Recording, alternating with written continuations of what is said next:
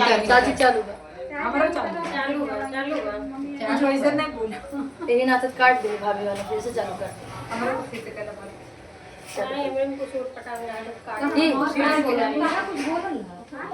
चला देखा सबके कैमरा चालू है भैया सबके बेटे नमस्ते प्रणाम हर हर महादेव राधे राधे। आज है दिन शुक्रवार और हम सब इकट्ठा भाई पंखी के लिए स्टैंड क्यों ना ले या तो क्षमा चाहिए था हम खुद नया भाई खरीद के लेकर आओ अपना अरे क्यों दूसरे से मंगाए है यार मिल के बैठे हमार खुद टूट गया अगले शुक्रवार नया मंगाए वहीं पे बेरिया जा पे फसल बा चला एक गाना का औरत के भाभी चला सभी बहनों के चैनल पर मैं ये बहुत ही दर्दनाक बेटी विभागी है। बेटी जी बाकी सुना चाहिए कमेंट बताइएगा। पूर्व से डोलिया पश्चिम उठे माँ बाप पश्चिम उठे बाबा अरे लगी जाए चारई कहाँ रे लाला नामा अरे लगी जाए चारे कहाँ रे लाला नावा अरे लगी जाए चारई कहाँ रे लाला नामा अरे लगी जाए चारे कहाँ रे लाला नावा जब डोलिया पहुँचे पीपरवा के तरवा पीपरवा के तरवा अरे पीपरा कई पते रही जाई रे लाला नावा पीपरा के पाते जारी जाई रे लाला नावा अरे पीपरा के पाते जाई जाई रे लाला नावा अरे पीपरा के पाते जारी जाई रे लाला नावा ना जो दुआरे से पापा रोई रोई पूछई रोई रोई पूछई कहाँ गई बेटी हमारे लाला नावा अरे कहाँ गई बेटी हमारा रे लाला नावा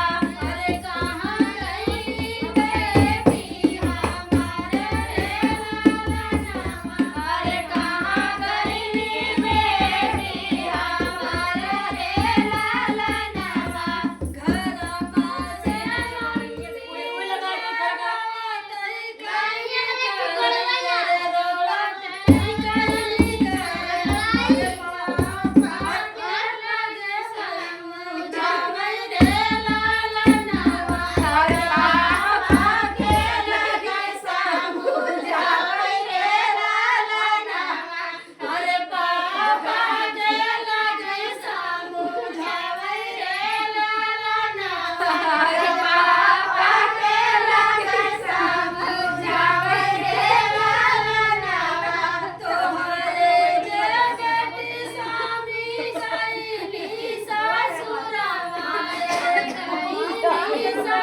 अरे चली जाई लक्ष्मी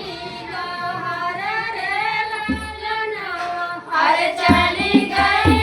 लक्ष्मी कहाँ रे लाला नावा अरे चली गई लक्ष्मी तोहार रे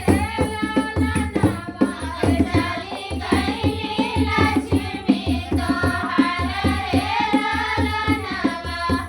पूर्व से डोलिया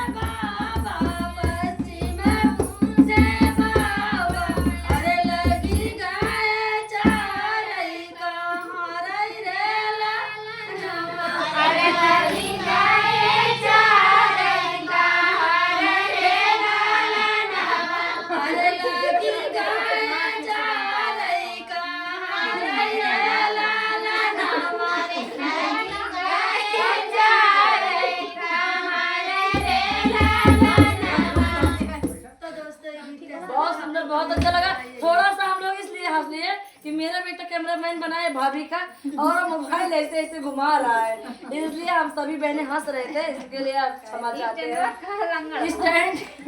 स्टैंड उसका एक पाँव टूटा है, तो हमें नहीं पता था। बाबू ऐसे लेके खड़ा था तो बोल रहा है कि एक पैर से लंगड़ा है।